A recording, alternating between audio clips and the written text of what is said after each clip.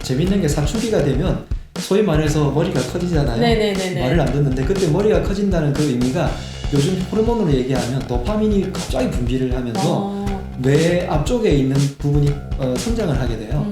그렇게 되면서 판단력이 좋아지는데 그걸 이제 부모님들은 말대꾸하는 걸로 이제 판단력이 좋아져서 자기가 판단을 하기 시작하는 건데 이제 반항하네? 이렇게 네가 나한테 따지네? 이렇게 되는 거죠. 좋아요, 구독, 알림 설정. 안녕하세요, 조합의 가족 여러분, 이랑수입니다. 오늘은 강남 허준 박용환 한의사님을 모시고요. 코로나 시기에 어떻게 면역을 올릴 수 있는지 이야기 나눠보도록 하겠습니다. 어서 오세요. 안녕하세요. 반갑습니다. 네, 본인 소개 안녕하세요. 부탁드립니다. 안녕하세요. 강남 허준 박용환 원장입니다. 강남에서 하랑 한의원을 운영하고 있고요. 한의사이면서 여러 가지를 함께 하고 진짜 하는 일이 네, 많으시죠. 네. 평범한데. 아니에요. 지금 제가 아는 것만 해도 네. 작가, 네. 유튜브 네. 팔로워가 얼마죠? 12만 명 계시고요. 네, 그리고 틱토커 한의사 중에서는 최고시죠. 네, 의료 중에서도 최고가 아마 대한민국에서도 10손가락 안에 들 것 같습니다. 몇 만이죠? 200만 구독자분들이 계십니다. 200만 너무 부럽다. 자, 한의사로, 작가로, 유튜버로, 그다음 틱토커로, 네. 또 뭐 모델로도 활동하시잖아요. 네, 뭐 모델 활동도 잠깐 했었고요. 네네. 강의도 많이 하고 네. 방송도 하고. 네, 아니 그렇게 평범하게 살고 있습니다. 너무 바쁘게 살고 계시는 것 같아요. 네. 제가 한 손으로 꽂아보니까 한 6개 정도의 직종에서 왔다 갔다 하시면서 일을 하시는데 도대체 체력 관리를 어떻게 하고 계세요? 일단 매일 1시간 이상씩 운동은 꼭 하고요. 운동 언제 하세요? 운동은 시간에 짬을 내서 1시간을 어떻게든 확보하려고 해요. 아, 대단하시다. 네. 그리고 잠을 꼭 7시간 이상을 자려고 확보를 꼭 하고요. 아니, 하루에 1시간 운동하고 하루에 7시간 이상 잠을 자고 어떻게 6가지 일을 활동을 할 수 있죠? 그 중에서 진료가 하루에 8시간 이상이 꼭 있잖아요. 그러니까 그 나머지 시간에 사람들도 만나면서 네. 좀 전에 한 것들을 이제 하죠. 저는 네. 그 회사 일하고 네. 솔직히 말해가지고 집에 가면 진짜 먹고 쓰러지기 바쁘거든요. 네. 오늘 6개의 직종을 왔다 갔다 하시는 한의사님께 어떻게 하면 이렇게 기를 올리고 왕성하게 활동하는지 여쭤봐야 될 것 같아요. 네, 그 자, 비법을 하나 알려드리도록 할게요. 진짜 너무 궁금합니다. 네. 제가 여기 그 한의사님을 예전부터는 알고 있었는데 사실 제가 이 책을 읽고 더 감명을 받았어요. 제가 마음부터 몸이 안 좋기 시작하더라고요. 그래서 마음에 몸 공부하는 이거 나를 위한 책이잖아. 읽고 너무 감동받아서 저는 네. 머리맡에 두고 이 책을 봐요. 그래서 지금 내가 폐가 안 좋다는 왜 폐가 안 좋지? 이렇게 막 혼자 읽어보고 가짜로 막 혼자서 막 이렇게 누르고 이러거든요. 네. 자, 제가 궁금한 게 왜 이 마흔의 몸공부라는 책을 타겟을 뭐 20의 몸공부, 30의 50의 몸공부도 있잖아요. 네. 왜 마흔으로 하셨는지. 일단은 제가 50이 조금 안 되는 바람에 네네. 아직까지는 50 이상의 분들께 네네. 말씀을 뭐랄까 직접적으로 드리기가 아직은 조심스러워서 그렇고 네네. 사실 책 내용을 보셔서 알겠지만 몸 공부에 관한 책이라서 네. 초등학생, 저는 초등학교, 중고등학교에도 이런 몸 공부 이런 게 우리가 사실 졸업해 보니까 알겠잖아요. 네. 세상에 필요한 것을 초중고 때 배우지 않고 그쵸. 국영수만 열심히 파다가 세상에 네네. 나와 보니까 다시 공부해야 될 게 너무 많은데 네네. 그 중에서도 저는 몸에 대한 공부 그리고 내 건강을 실제로 실천하는 그런 기반에 대한 공부가 너무 부족하다고 생각해서 이 동의보감에 근거한 몸공부 책을 써내고 싶었는데 네네. 제일 처음에 출판사 대표님께서 오셔서 이야기를 나눌 때 네네. 똑같은 얘기를 하더라고요. 네. 마음부터 몸이 안 좋아졌다.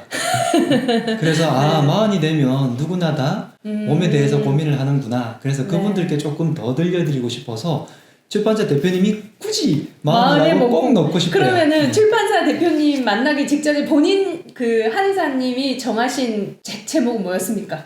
몸 공부였죠. 그냥 몸공부. 예, 몸 공부인데 그 앞에다 실제로 뭐라고 할까를 고민을 했었어요. 네네네. 근데 이제 사실 저는 마흔이라고 이제 제한을 두기는 싫었는데 네네. 일단 그래도 마흔 이상인 분들이 가장 많이 이 몸에 대해서 전환이 일어나거든요. 실제로 네. 한의학에서는 나이 단위로 네. 몸이 많이 변한다고 얘기를 해요.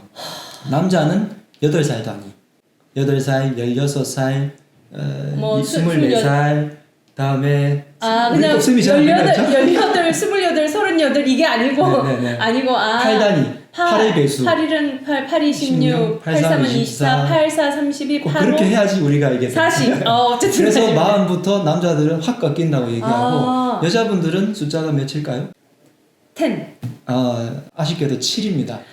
여자들이 한대 더 빠른데요, 그러면? 네. 그래서 여자분들이 좀 뭐랄까 조숙하잖아요. 그쵸, 7일은 예, 7. 7살, 그 다음에 14살 때 생리를 하고, 그 다음에 21살, 28살 이렇게 가서 49살 때 폐경을 하고, 이렇게 순서로 가고요. 사실은 노화는 빠르지만 나중에 오래 사는 또 그런 또 안심이 재밌는 되네요. 법칙이 있죠. 49에 꺾이는구나. 제가 갑자기 왜 뜨끔하죠? 그러면서 대체로 여성분들이 30대 후반, 네네네. 남성분들은 40대 초반에 대부분 다 몸의 변화를 확 느낍니다. 저도 이제 45이 넘어갔을 때 네네. 몸이 예전 같지가 않네 이런 생각이 아니 아직 멀쩡하세요. 지금 이마에서 광채가 나오셔가지고. 네. 그래서 이런 느낌을 누구나 다 받겠구나 라는 생각을 해서 마흔인 분들께는 꼭 읽으라고 하고 싶고 네네. 마흔이 될 분들은 꼭 무조건 읽어야죠. 30대부터 읽으면 되게 도움이 될 것 같아요. 제가 보니까. 그래서 제가 이걸 보면서 이거 다 내 얘기야. 네. 이거 진짜 너무 공감하면서 읽었어요. 네. 저는 이 그림이 네. 사실 뭐 초등학생이 거의 그린 것 같은 네. 근데 사람 몸이 이렇게 생겼나 우리가 서양에서 보는 해부도랑 완전 다르거든요. 네, 완전 달라요. 네. 이게 그림 자체가 네. 동의보가 맨 첫 페이지에 제일 처음으로 나오는 그림인데 네네. 국가에서 발행한 의서고요. 네. 동의보감이 옛날에 무슨 미싱처럼 적는 의서가 아니라 네네. 동아시아 전체뿐만이 아니라 서양에도 알려져서 의학의 근간을 뒤흔든 사건이 동의보감을 발간한 건데요. 그 정도로 전 세계에 유명한 당시에 최고의 의학을 집성한 이 의서의 첫 그림이 말 그대로 이딴 그림이 이런 식으로 그렸을까 하는 게 네. 서양식으로 죽은 사람의 해부도를 그린 게 아니라 네네네. 살아있는 사람이 어떻게 살아라라고 하는 그런 이야기를 들려주기 위해서 그린 그림이라서 이런 식으로 그렸죠. 저 방금 전율 왔어요. 그렇게 생각해보니까 네. 서양식 그림은 죽은 사람의 해부도고 네. 이거는 살아있는 사람이 이렇게 움직이기 때문에 이렇게 네. 살아야 된다. 역시 제가 나이가 들수록 점점점 동양의학의 그 신비함과 네. 대단함에 대해서 감동을 많이 받는 것 같아요. 이 책에 보면 네. 기가 배꼽에서 이렇게 시작돼가지고 이렇게 네, 네. 이렇게 싹 돌잖아요. 네. 근데 정말 기가 있나요? 그럼요. 기는 있죠. 어디에 있나요? 좋은 사람을 만나면 기분이 좋죠. 싫은 사람을 만나면 당연히 기분이 안 좋죠. 슬픈 일을 당하면 내가 울고 싶고 네. 그런 것들이 기분이라고 하잖아요. 기는 대부분의 사람들이 감정으로 많이 일단 느껴요. 그래서 맞아요. 기가 나눠지는 그 형태가 감정으로 보통은 7가지로 나누는데 희노우사 비경공 네. 기쁘고 네. 우울하고 사 너무 생각이 많고 뭐 이런 식으로 7가지로 보통은 나누는데 너무 생각이 많고 저네요. 사려 과다인 분들이 생각이 많아지면 비장 그러니까 소화기가 너무 나빠지죠. 왜냐하면 스트레스 받으면서 밥을 먹으니까. 네. 그래서 그런 식으로 일단 기분으로 느낄 수 있고 그 다음에 어떤 내 몸에 대해서 예민하거나 민감하신 분들은 내 기운이 어떻게 돌아가는지도 알고요. 그때 민감할 때가 언제냐면 사실 민감 안 한 게 좋을 수도 있어요. 우리가 코에서 네. 숨을 쉰다는 게 느껴지는 게 정상일까요? 숨을 쉬는 게 모르는 게 정상일까요? 모르는 게 정상이죠. 근데 느껴지는 건 언제냐면 비염이 있으면 느껴져요. 비염이 있으면 코로 숨 쉬는 게 왜 이렇게 힘들지? 이런 생각이 들잖아요. 그게 몸이 나빠지면 그 부분이 느껴지는 거예요. 그때 우리가 느낄 수 있어요. 그래서 많은 사람들이 기가 위로 올라가는 걸 많이 느껴요. 열 받으면 기가 지금 그리고 얼굴이 막 붉어지잖아요. 그게 기가 위로 올라가는 거겠죠. 기가 역상하는 거. 그 다음에 기가 한쪽으로 몰려서 쌓일 때도 있어요. 특히 배에 많이 쌓이고. 그거는 뱃살이지 순환이 안 되게 되면 기는 돌아다녀야 되거든요. 네네네. 창이 막혀 있는 이런 밀폐된 공간에서는 기운이 우리가 오래된 공간에 들어가면은 뭔가 냄새 답답하죠. 나죠. 그때 환기를 시키잖아요.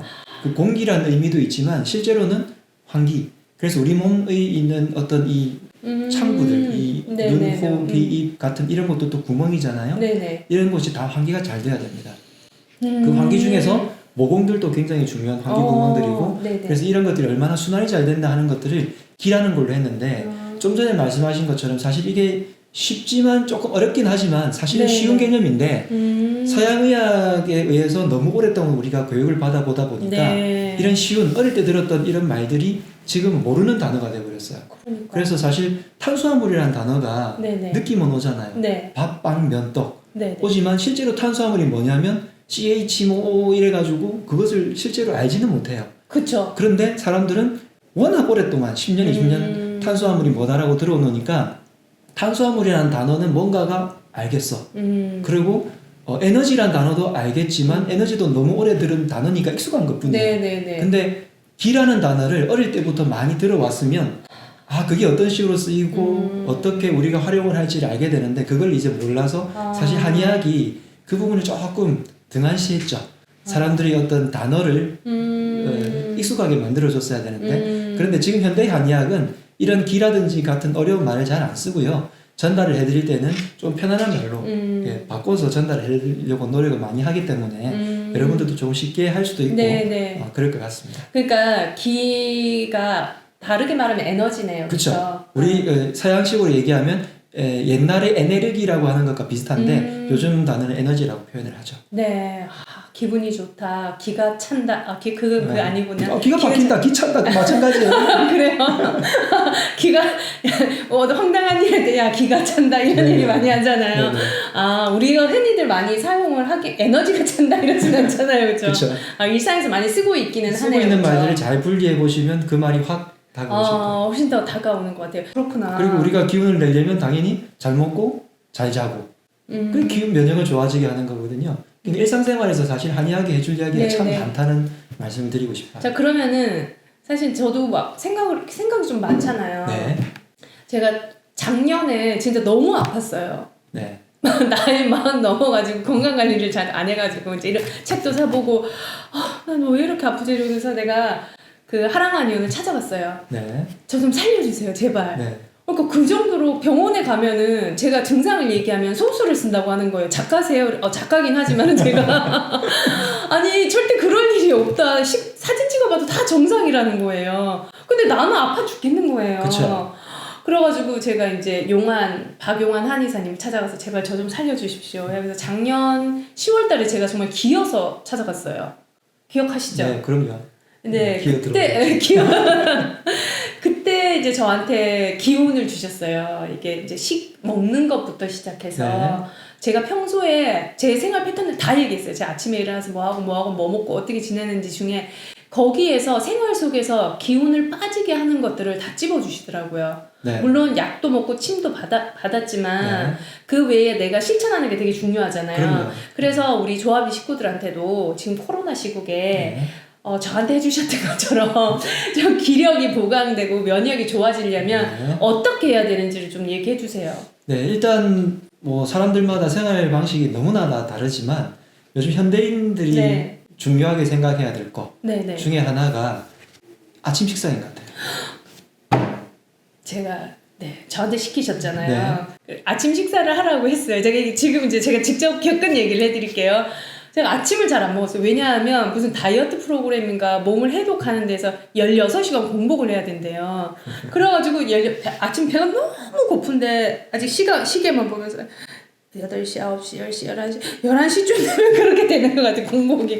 그렇게 해서 배가 엄청 고픈데도 물만 먹고 막 참았어요. 그러니까 이제 점심 때 눈이 뒤집히는 거예요. 막 폭식을 하게 되고 그러니까 폭식을 하니까 그걸 소화시킨다고 잠이 오는 거예요. 그러니까 일상이 다 망가지는 거예요. 제가 그 얘기를 했어요. 그래서 아침 식사. 네. 아침 식사를 생각보다 많이들 안 하시는데 보통 언제부터 안 하게 되냐면 초등학교 때는 어머니들이 신경을 좀 써주고 아이들도 말을 들으니까 하는 편인데 대부분 보면은 중학교 때부터 안 하는 사람들이 굉장히 많더라고요. 그 이유가 이제 반항을 하기 시작을 하고 아침에 늦잠을 자고 싶어 해요. 그래서 저녁에 이게 재밌는 게 사춘기가 되면 소위 말해서 머리가 커지잖아요. 말을 안 듣는데 그때 머리가 커진다는 그 의미가 요즘 호르몬으로 얘기하면 도파민이 갑자기 분비를 하면서 뇌 앞쪽에 있는 부분이 성장을 하게 돼요. 그렇게 되면서 판단력이 좋아지는데 그걸 이제 부모님들은 반항한다. 말대꾸 하는 걸로 이제 판단력이 좋아져서 자기가 판단을 하기 시작하는 건데 이제 반항하네 이렇게 네가 나한테 따지네 이렇게 되는 거죠. 그때 이게 너무 분비가 왕성하다 보니까 밤에 잠이 잘 안 오는 거예요. 그래서 다 자동으로 사춘기가 되면 잠을 좀 늦게 자는 패턴이 되고 그렇게 되면 당연히 아침에 늦잠을 자는 패턴으로 바뀔 거 아니에요. 맞아요. 잠은 충분히 자고 싶으니까. 그래서 사실은 초등학교 말고 사실은 중학교, 고등학교 학생들은 늦잠을 재우는 게 건강적으로도 좋은 건데 문제는 아침부터 새벽에 깨워서 공부시키고 이렇게 해서 이제 그때부터 식사를 안 하게 되죠. 늦잠을 자니까 잠을 조금이라도 더 자려고 밥을 안 먹게 되는. 맞아요. 그러면 에너지가 안 나는 거죠. 네. 우리가 살면서 가장 중요한 것 중에 하나가 우주의 리듬에 맞춰주는 게 좋거든요. 아침에 해가 뜨고 그러면 따뜻한 양기가 들어와요. 네. 양기라는 게 따뜻한 기운이에요. 아침에 해가 뜨면 그 햇살을 받는 것만으로도 내가 에너지가 깨잖아요. 그래서 햇살을 쫙 받으면서 내 체온이 올라가는 것뿐만이 아니라 저녁 동안에 잠자고 있던 그 눌러놨던 에너지가 살 깰 때 우리 몸에서 따뜻한 음식을 먹어서 씹어주면 위장이 움직이면서 위장에서 있던 아래에 있는 소장들이 흡수를 쫙 하면서 몸에서 에너지를 돌리기 시작해요. 그때 에너지를 가지고 낮에 활동을 하는 거거든요. 그런데 아침 식사를 안 하게 되면 그 에너지가 제대로 안 나오는 거죠. 요즘식으로 얘기하면 당분이 뇌로 잘 안 간다고 설명을 보통 합니다. 그래서 아침 식사가 하루 종일의 에너지를 나타내는데 굉장히 중요한데 그 식사를 자꾸 빼먹고 안 하다 보니까 맞아요. 근본적인 우리 몸의 체온이 안 올라가죠. 면역에서 가장 중요한 것 중에 하나가 체온을 올리는 거거든요. 네. 사람들 보면 실제 체온이 굉장히 많이 낮아져 있어요. 보통 우리가 체온이 몇 도예요? 라고 물으면 36.5도. 예, 이렇게 기계적으로 네. 대입시험 칠 때 했던 30.5도라고 하지만 실제로 체온을 재보면 아니라는 요즘 코로나 때문에 매일 체온 재는데 여기서 재니까 그런데 실제로 체온계를 재는 게 제일 정확하잖아요. 네네. 그걸로 재보면 36도가 안 되는 분들이 꽤 많아요. 혓바닥 이렇게. 설하로 옛날에 원래 재잖아요. 네. 그렇게 해서 재는 게 제일 정확하긴 한 건데 어쨌든 그렇게 재서 실제로 35도 위쪽에 36도가 안 되는 쪽으로 계시는 분들이 상당히 많고요. 35도 내외로 그러니까 1도만 떨어져도 우리 몸에서 면역세포가 30% 이상이 활동을 못해요. 면역세포 중에서 가장 중요한 게 많이 들어보신 백혈구인데 네. 백혈구의 활동성이 떨어지기 때문에 그래서 체온이 굉장히 중요하고요. 네. 체온이 36.5도라고 되어 있지만 사실은 그러니까 정상적인 체온이 사실은 36.5도보다 조금 높은 36.78, 37도 아래에서 왔다 갔다 하시는 분들이 굉장히 건강하고 활력 있게 사는 것 같고 그때 백혈구들이 워낙 활동성이 좋으니까 네네. 어떤 문제가 닥쳤을 때 이걸 물리치는 힘이 생기는 거죠. 네. 그런 백혈구라든지 우리 몸에서 뭔가 바이러스 같은 걸 대적하는 힘이 결국은 체온이 올라가야 되는 거잖아요. 네네. 그 체온을 올리는 힘이 아침 식사가 굉장히 중요하다는 거죠. 그러면 지금 현대사회 지금 이 시점에 어떤 바이러스들이 지금 막 들어와서 우리가 공격을 코로나라든지 받죠. 공격을 하는데 어떤 사람은 물론 걸릴 수도 있어요. 면역이 아무리 좋아도 네. 안 걸릴 수도 있지만 걸릴 수도 있잖아요. 그쵸. 그렇지만 후유증이 남느냐 빨리 낫느냐 하는 것은 평소의 기운의 문제고 네네. 평소의 면역의 문제죠. 네네네. 그래서 그것을 여러분들이 평상시에 아주 간단한 팁만으로도 내 면역을 올리고 체온을 올려놓고 그렇게 해서 내 몸의 활동성을 높이고 기운을 좋게 하려면 아침 식사를 꼭 하세요. 그래서 제가 워낙 이제 보고 사진을 보내면 제가 살려달라 했으니까 저를 어쨌든 살리시려고 아침 식사한 거를 처음에 보내라 이러더라고요. 네. 그래가지고 제가 샐러드를 이만한 데 담아가지고 온갖 야채와 과일과 이걸 담아가지고 네. 요거트가 막 뿌려가지고 사진을 보냈어요. 이렇게 너무 차갑다. 다 차가운 거잖아요. 네네. 그래가지고 식사를 바꾸라고 다시 또 주셨잖아요. 좀 더 네. 따뜻한 거, 네.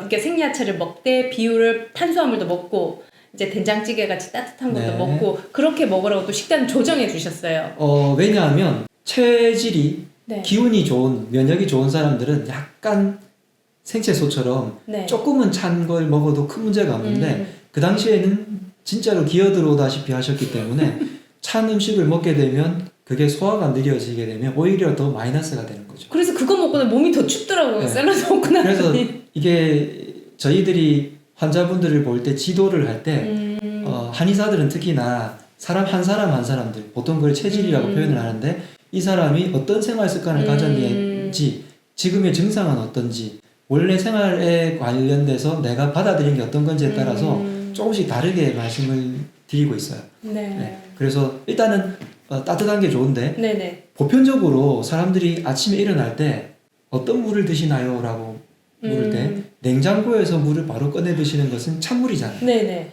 그래서 최소한 상온의 물을 드시는 게 좋고요.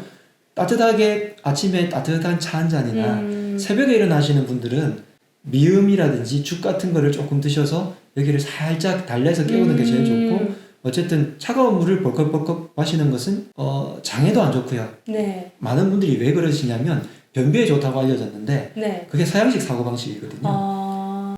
일단 찬물을 마시면 뭔가 확 정신이 들면서 깨워지는 듯한 느낌이 들면서 변비가 있으신 분들은 초반에는 변이 잘 보게 돼요. 그런데 자꾸 그걸 상습적으로 하시잖아요. 네. 장이 안 움직여져요. 나중에 아. 점점 더 운동성이 떨어져요. 그렇기 때문에 나중에 변비에 더 안 좋습니다. 그래서 따뜻한 물을 가지고 계속 장을 훈련시키는 것이 여러분들의 변비, 장이라든지 아니면 내 에너지를 깨운다든지 이런 여러 가지 면에서 굉장히 중요하죠. 그래서 제가 식단을 바꾸고 난 다음부터 네. 오후에 늦게까지 버틸 수 있게 됐어요. 네. 그래서 그리고 물론 아까 말씀처럼 치료도 중요하지만 네. 치료가 끝나고 나서도 버티는 힘은 생활 습관을 조정하는 그렇죠. 거거든요. 네. 그래서 내가 평소에 하는 생활 습관을 어떻게 조절을 해서 면역에 맞는 생활 습관을 고칠까 하면서 그걸 하면서 하면은 치료를 하면 빠른데 네네. 치료하면서 생활 습관에 대해서 신경을 안 쓰고 약만 먹잖아요. 약발이 떨어지면 네. 다시 도루묵 되죠.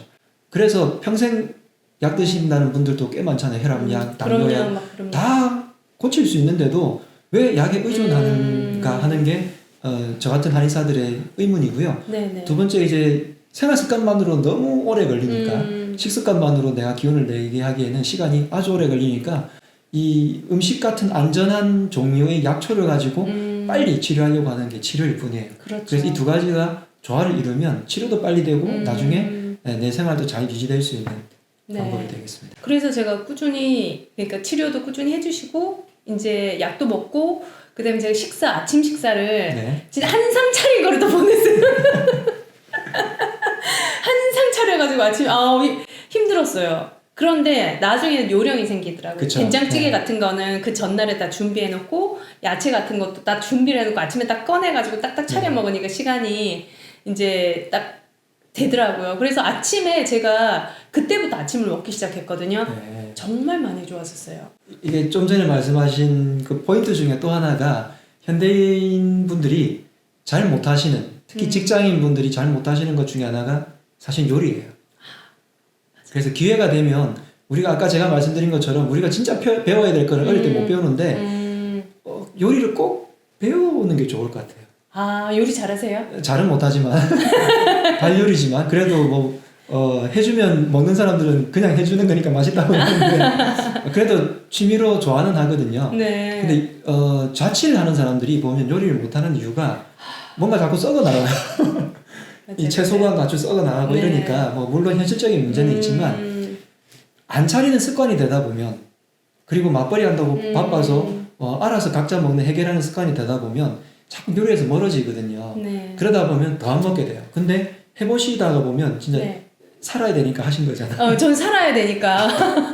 근데 그 미리 조금 그렇게 해서 네네. 내가 아침에 뭐라도 씹어 먹는 습관이라도 드리고 그래서 네. 제가 솔루션을 하나 드리자면 마트에 가서 채식칸에서 채소들을 잔뜩 모으는데 네. 체온을 올리는 데는 뿌리 채소들이 빨리 아. 올릴 수 있어요. 그래서 뿌리 채소를 꼭 포함을 시키시고요. 그 다음에 나머지 자기 좋아하는 채소들을 골고루 색깔별로 부위별로 그 부위 중에서 많이 놓치시는 것 중에 하나가 해초류들이거든요. 그래서 해조류 같은 것이라든지 버섯 같이 밭에서 나는 이런 네네. 것들 산에서 음지에서 나잖아요. 그런 부위별로 쫙 모아가지고 7등분을 해요. 아. 7등분을 해서 쫙 모아서 제가 치료한 환자분 중에 한 분이 비닐백에다가 다 이렇게 넣더라고요. 그래서 냉장고에 쫙 재워놨다가 오, 아이디어다. 그래서 아침에 그걸 딱 꺼내가지고 부은 다음에 바로 볶아요. 아, 따뜻하게. 네, 그러면 시간이 얼마 안 걸려요. 오. 요리를 굳이 잘할 필요도 없어요. 그렇게 해서 거기다 간만 조금 하면 되거든요. 맞아요. 간할 때는 간장이라든지 소금, 그 다음에 올리브유 이런 기름 종류들 좀 해서 먹으면 되게 맛있어요. 후추 좀 뿌리고. 그렇게만 해도 아침에 충분히 식사가 한 끼가 됩니다. 저도 나 오늘 봄나물 엄청나게 많이 사놨거든요. 네. 마트 가니까 나와 있더라고요. 네네, 그렇죠. 그리고 저는 또 청계산 가니까 내려오면서 거기 할머니들이 이렇게 따오신 거 막 도라지 막 따던 게 무조건 사요. 그런 거를 일단 사가지고 이제 넣어놓고 조금씩 꺼내서 먹는데 이렇게 7개로 봉지를 나눠서 한번 다 만들어 놔봐요. 그러면 일주일 동안이 그냥 편안하니까. 마음이 제가 편한 거죠. 예전에 몸짱 프로젝트 한다고 할 때 그때 그렇게 했네요. 고구마 짜가지고 그쵸. 7봉지로 나눠가지고 했던 그런 습관을 또 그대로 몸을 살리는데 적용을 하면 좋을 것 같아요. 네, 맞습니다. 오늘 진짜 중요한 팁 알려주셨어요. 아침 식사를 꼭 해라. 따뜻한 물을 먹어라. 그리고 야채, 뿌리 식품을 7등분을 해서 해놨다가 아침에 간편하게 볶아서 먹는 네. 게 좋다. 뿌리뿐만이 아니라 여러 가지 채소와 야채, 네. 해조류까지. 그러면은 면역이 높아지고 기운이 네. 차기 때문에 기운이 이제 찬다는 게 꽉 차기 때문에 네. 그렇죠. 우리가 코로나나 다른 병들이 왔을 때 잘 견뎌낼 수 있다. 이게 진짜. 평상시의 면역인 거죠. 네. 그리고 아까 몸짱 프로젝트 말씀하셨지만 체온을 올리는 가장 당연한 것 중에 하나가 운동하는 거예요. 네. 근육을 늘려놓으면 네. 원래는 우리 몸에서 가장 뜨거운 부분이 심장과 네. 소장 이 두 부분인데 그래서 너무 뜨겁기 때문에 심지어 암조차도 안 걸린다는 부분이거든요. 이 두 부에는 암이 없다고 맞아. 해요. 심장암이 안 걸리죠. 없거든요. 네. 근데 너무 뜨거우니까 그만큼 기운이 팔팔하니까 그 다음으로 많은 곳이 뜨거운 장기가 간이에요. 왜냐하면 피가 많잖아요. 네네네. 간은 피를 저장하는 탱크고 효소가 엄청납니다. 그래서 심장과 소장을 제외하면 이 심장도 어떻게 보면 피를 뿜어내는 공간이고 네네네. 소장은 피를 생성해내는 곳이죠. 음식물을 영양분을 흡수하니까 그것이 간에라는 탱크로 가서 모아져 있어요. 이 이야기가 다 한의학 얘기예요. 네네. 네. 그래서 간에 있는 탱크를 가지고 피가 충분히 차야 되는데 이게 피가 우리가 많이 먹어서 피를 만들어 놨을 때 그 피가 간에서 저장하는 용량이 적으면 어디다가 저장을 하겠어요? 간과 비슷한 배에다 저장하면 배에다 저장하는 게 바로 지방인 거죠.